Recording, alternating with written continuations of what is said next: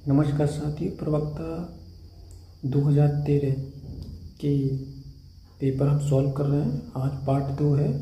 Part 2 में पहला प्रश्न दिया हुआ है, किस अमीनो एसिड में सल्फर पाया जाता है? तो इसका उत्तर सही है सिस्टीन। जो सिस्टीन होता है इसमें वह अमीनो एसिड पाया जाता है जिसमें क्या पाया जाता है? सल्फर। ये सल्फर पाया जाता है। सल्फर वाले अन्य जो अमीनो एसिड हैं जिनमें सल्फर पाया जाता है उनके नाम मैंने यहाँ लिख रखे हैं, जैसे सिस्टीन, सिस्टाइन, मीथियोनिन, होमोसिस्टीन और टोरिन। इन सभी में क्या पाया जाता है? सल्फर पाया जाता है। दूसरा, सल्फर जो होता है ये सबसे ज़्यादा इसकी आवश्यकता तिलहनी फसलों को होती है, क्योंकि तिलहनी फसलों में ये तेल का निर्माण करता है। दूसरे नंबर पर दलहनी फसलों में ये प्रोटीन का निर्माण करता है, तथा अनाज वाली फसलों में भी ये आपका प्रोटीन का ही निर्माण करता है। तो इसका सिक्वेंस हुआ नंबर 1 पे तिलहन, दलहन और अनाज वाली फसलों में इसकी आवश्यकता होती है। प्रश्न नंबर 8, सेकेरम ऑफिसिनेरम वैज्ञानिक नाम है। तो सेकेरम ऑफिसिनेरम जो है ये गन्ने का वैज्ञानिक नाम है। जो गन्ना जिसका उत्पत्ति स्थान कहाँ है? न्यू गिनी या न्यू गिनिया है, जिसमें गुणसूत्रों की संख्या कितनी होती है? 80 होती है। ठीक है, तो ये जो गन्ना है ये हमारे यहाँ का गन्ना नहीं है। हमारे यहाँ का जो है सेकेरम बार्बेडेंस, सेकेरम स्पॉन्टेनियस इत्यादि हैं, जबकि ये जो गन्ना है इसका उत्पत्ति स्थान क्या है? न्यू गिनिया है, जिसको नोबेलाइजेशन ऑफ केन के नाम से जानते हैं। इसमें सी वाला जो ऑप्शन दे रखा है शुगर बीट, इसका जो वैज्ञानिक नाम है बीटा वुल्गेरिस, जिसमें गुणसूत्रों की संख्या कितनी होती है? 18। ऐसे ही जो डी ऑप्शन इसमें दे रखा है यह राइस का वैज्ञानिक नाम है ओराजा सटाइवा, जिसमें गुणसूत्रों की संख्या होती है 24। तो ये अतिरिक्त प्रश्न भी आपसे पूछ लिए जाते हैं। ऐसे ही गेहूं का जो उत्पत्ति स्थल है वो है साउथ वेस्ट एशिया, यानी साउथ वेस्ट एशिया, तुर्की में इसका उत्पत्ति स्थान है। Triticum aestivum. हमारे भारत में सबसे ज़्यादा उगाए जाने वाला जो गेहूं है वो कैसा होता है? षटगुणित यानी हेक्साप्लॉइड होता है, यानी जिसमें गुणसूत्रों की संख्या 42 होती है। प्रश्न नंबर 9, मूली में चरपराहट होती है। तो मूली में चरपराहट जो होती है उसका मुख्य कारण होता है इसमें एक वाष्पशील एल्कलॉइड पाया जाता है जिसको बोलते हैं आइसोथियोसाइनेट। तो इसका जो उत्तर सही है वो डी वाला सही है। जबकि सोलेनिन जो होता है ये किसमें पाया जाता है? आलू। जो आलू सूर्य की जो किरणें होती हैं उसको अवशोषित कर लेता है, जिसके कारण वह कैसा हो जाता है? हरा हो जाता है, खाने में कड़वा लगता है। ऐसे जो एलिसिन होता है ये अमीनो एसिड होता है जो लहसुन में पाया जाता है। कैप्सिकम, जिसके कारण मिर्च जो है तीखी होती है। तो प्रश्न नंबर 9 का सही उत्तर क्या है? इनमें से कोई नहीं। प्रश्न नंबर 10, गेहूं में कंडवा रोग के बीज के उपचार करने के लिए क्या करेंगे? तो देखिए, कंडवा रोग जो है यह कैसी है? यह एक बीज जनित बीमारी है। कैसी बीमारी? बीज जनित बीमारी है। तो इसके लिए किसका प्रयोग करेंगे? जो सर्वांगीण जहर होगा, यानी सिस्टमेटिक पॉइजन का प्रयोग करेंगे, जो कि एक कवकनाशी है। यह सर्वांगीण या दैहिक कवकनाशी है। तो इसके उपचार करने के लिए हम इसी का प्रयोग करेंगे। शेष इसमें जो एगलाल दिया हुआ है, जैसे एगलाल, एरिटान, इसमें मरकरी पाया जाता है। तो ये केवल गन्ने की बीज उपचार में इसका प्रयोग किया जाता है। गेहूं में थीरम, कैप्टाइन, इनका हम किसी भी फसल के उपचार में कर सकते हैं। यानी ये जो क्या होता है, ये कॉन्टैक्ट यानी संपर्क कवकनाशी हैं। कैसे हैं? संपर्क। ये संपर्क कवकनाशी हैं। कौन से वाले? ये दोनों, और आपका ये भी। लेकिन इसका उपचार जो है आपकी जो गन्ने में जो लाल सड़न होती है उससे बचाव के लिए भी किसका प्रयोग किया जाता है? एगलाल का प्रयोग किया जाता है। एक तो ये आपकी सर्वांगीण कवकनाशी है। दूसरी कौन सी है? जिसको बाविस्टिन या कार्बनडाजिम के नाम से जानते हैं। ये भी कैसा है? ये भी एक दैहिक कवकनाशी है। तो इसका उत्तर क्या सही है? उत्तर सही है आपका ए। प्रश्न नंबर 11, उपास 120 किस्म है। ये बहुत ही प्रसिद्ध किस्म है। किसकी? Pigeon pea. पीजन पी अरहर। अरहर का दूसरा नाम हमने यहाँ लिख रखा है, जैसे इसको अरहर बोलते हैं, तुर बोलते हैं, रेड ग्राम बोलते हैं, इंग्लिश में इसको पीजन पी बोलते हैं। ठीक है, ये जो किस्म है ये 115 से 120 दिन में पक्के तैयार हो जाती है। जबकि इसकी एक और प्रसिद्ध किस्म है जो एक्स्ट्रा अर्ली अगेटी यानी इससे भी पहले पक के तैयार हो जाती है, जिसका नाम है प्रभात, जो 110 से 115 दिन में पक के तैयार हो जाती है। तो इसका सही उत्तर क्या है आपका अरहर। जबकि जौ की एक बहुत ही प्रसिद्ध किस्म है जिसका नाम है राजकरण, जो सूत्रकृमि यानी नेमेटोड के प्रति कैसी है, प्रतिरोधी किस्म है। ठीक है, और जौ की और भी किस्में हैं जैसे रितंबरा, गीतांजलि, ढोलमा। जो रितंबरा किस्म है ये बियर फैक्ट्री में सबसे ज़्यादा इसका प्रयोग किया जाता है, क्योंकि इसमें माल्ट की ज़्यादा मात्रा पाई जाती है। छिलका रहित ऐसी किस्में जिसमें छिलका नहीं पाया जाता, जैसे गीतांजलि, ढोलमा। और उड़द की एक प्रसिद्ध किस्म है जिसका नाम है बरदान 2।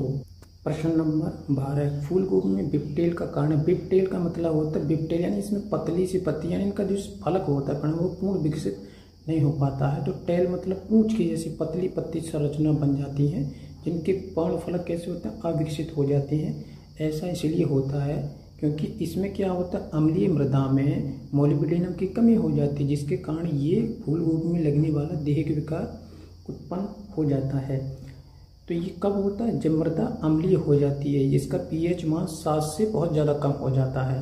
तो इसके सुधार के लिए हम क्या करेंगे, इसके निवारण के लिए क्या करेंगे, या तो चूना मिलाएंगे या खड़िया यानी कैल्शियम कार्बोनेट या कैल्शियम मैग्नीशियम कार्बोनेट या बुझा हुआ चूना, उसको इसमें मिलाएंगे। तो क्या होगा, जैसे आप चूना मिलाएंगे मृदा का पीएच मान बढ़ेगा। पीएच मान बढ़ने से क्या होगा, इस मोलिब्डेनम की उपलब्धता हो जाएगी तथा ये देहिक विकार आपका, इस फसल में लगने वाला देहिक विकार सही हो जाएगा। अब इसमें देखते हैं कि ये जो इसमें दिया हुआ है बी ऑप्शन पर, इसका तो ये सही है। बी ऑप्शन में दिया हुआ है बोरॉन की डेफिशिएंसी। साथियों, इससे एक बहुत ही महत्वपूर्ण प्रश्न बार बार परीक्षा में पूछा जाता है, जिसका नाम है सिट्रस वर्गीय फलों का कठोर होना। तो ये कठोर फल जो हो जाते हैं सिट्रस वर्गीय, नींबू वर्गीय, ये बोरॉन की कमी से ही होते हैं। ऐसी फूल गोभी में जो भूरा रंग हो जाना फूल का, ये भी आपका बोरॉन की कमी के कारण होता है। फलों का फटना, ये भी बोरॉन की कमी के कारण होता है। फलों का फटना ये वातावरणीय दिशा भी होता है, अधिक मात्रा में सिंचाई करने के कारण भी ऐसा होता है। ठीक है, और आम में एक होता है नेक्रोसिस। इसमें क्या होते हैं, जब आम को काट कर देखते हैं तो गुठली के पास में क्या होता है, ऊतकों का क्षय हो जाता है, जिसको बोलते हैं आप नेक्रोसिस। इसका हिंदी होता है ऊतकों का क्षय, यानी death of tissue is called necrosis. तो सही ऑप्शन क्या है, डी। प्रश्न नंबर 13, मोथा किस कुल का है। तो मोथा ये साइपरेसी कुल का है, साइपरेसी कुल के अंतर्गत ये आता है। इस मोथा का दूसरा नाम है सेज बीड या सेज खरपतवार। इसको इसलिए बोलते हैं क्योंकि इसका तना जो होता है कैसा होता है, त्रिभुजाकार होता है, इसलिए इसको क्या बोलते हैं, सेज खरपतवार के नाम से भी जानते हैं, जो साइपरेसी फैमिली से संबंधित है। ग्रेमनी या पोएसी से संबंधित जो है जैसे धान, गेहूं, मक्का इत्यादि, और जो मालवेसी कुल है इससे संबंधित जैसे कपास, गुड़हल इत्यादि। जबकि जो लिलियेसी कुल है, लिलियेसी कुल का दूसरा नाम क्या है आपका, एमरीलिडेसी। तो एमरीलिडेसी, तो एमरीलिडेसी के अंतर्गत कौन कौन से आते हैं, जैसे लहसुन, प्याज, शतावर इत्यादि। प्रश्न नंबर 14, निम्न में से कौन सा समीकरण सही है। तो इसमें साथियों जो समीकरण सही है वो सही है पहला वाला, कि डीपीडी यानी डिफ्यूजन प्रेशर डिफिसिट, जिसको हिंदी में हमने याद रखा है विसरण दाब न्यूनता, यानी इस समय जो पौधे की कोशिकाएं वो कैसी हुई हैं, वो टर्जिड हो गई हैं, पिचकी हुई हैं, यानी उनके लिए पानी की आवश्यकता है। तो इसको चूषण दाब के नाम से भी जानते हैं। ये डीपीडी होता क्या है, तो परासरण दाब न्यूनता, जिसको आप क्या बोलते हैं, ऑस्मोटिक प्रेशर, तथा टर्गर प्रेशर, जिसको बोलते हैं ये वाला स्फीति दाब। इन दोनों के बीच जो अंतर होता है, इन दोनों में जो अंतर है उसी को क्या बोलते हैं, डीपीडी के नाम से जानते हैं। डीपीडी शब्द को यानी डिफ्यूजन प्रेशर डिफिसिट, इस शब्द को सबसे पहले बीएस मेयर नाम के वैज्ञानिक थे, उन्होंने 1938 में दिया था। जबकि एक शब्द और हमने दिया है इसमें सक्शन प्रेशर, जिसको चूषण दाब बोलते हैं, ये इसी का दूसरा नाम है। लेकिन ये जो शब्द था ये किसने दिया था, रेनर नाम के वैज्ञानिक ने दिया था। साथियों इस समय कोशिका क्या हुई है, पिचकी हुई है, यानी इस समय कोशिका कैसी हो गई है, पिचक गई है। जबकि जब टर्गर प्रेशर और ऑस्मोटिक प्रेशर जब ये दोनों बराबर हो जाते हैं तब विसरण दाब न्यूनता ये वाला शून्य हो जाता है। इस समय जो कोशिका होती है कैसी होती है, स्फीति अवस्था में होती है, यानी कोशिका जो है फूली अवस्था में होती है। तो दोनों तरह से आपसे प्रश्न पूछा जा सकता है। जब कोशिका पिचकी होती है उस समय ये उत्तर सही होगा, और जब कोशिका में पानी चला गया यानी फूल गई है उस समय क्या होगा कि टीपी बराबर ओपी और डीपीडी बराबर 0। तो इस समय ये होगा, तो कोशिका कैसे हो जाएगी, स्फीति अवस्था में हो जाएगी। तो इसका उत्तर क्या सही है, पहला। अब पार्ट 2 का लास्ट प्रश्न को देखते हैं साथियों। कौन सी नोजल खरपतवार नाशी के छिड़काव के लिए प्रयोग की जाती है। साथियों इसके छिड़काव के लिए, खरपतवार नाशी के छिड़काव करने के लिए हम कट नोजल या फ्लैट फैन नोजल का प्रयोग करते हैं। जिसका उत्तर क्या सही है, इसका उत्तर है आपका डी सही है। जबकि इसमें और जो विकल्प दे रखे हैं जैसे इम्पैक्ट जो नोजल होता है इसका प्रयोग जो प्री इमरजेंस हर्बिसाइड यानी फसल की, जैसे आपने आज बुवाई की है तो आज यानी सुबह या शाम के समय या दूसरे दिन जिन भी खरपतवार नाशी का प्रयोग करते हैं उनको बोलते हैं प्री इमरजेंस, यानी बुवाई के बाद में और खरपतवार के उगने से पूर्व जिन खरपतवार नाशी का प्रयोग किया जाता है उनके लिए किसका प्रयोग किया जाता है, इम्पैक्ट नोजल का। जबकि फसल आपकी जैसे 25 से 30 दिन की हो जाती है उस समय खरपतवार नाशी का प्रयोग किया जाता है, तो उस समय जो नोजल लगाई जाती है छिड़काव करने के लिए उसका नाम होता है फ्लैट फैन नोजल। तो इसमें नोजल कौन सी प्रयोग कर रहे हैं, तो फ्लैट फैन वाली।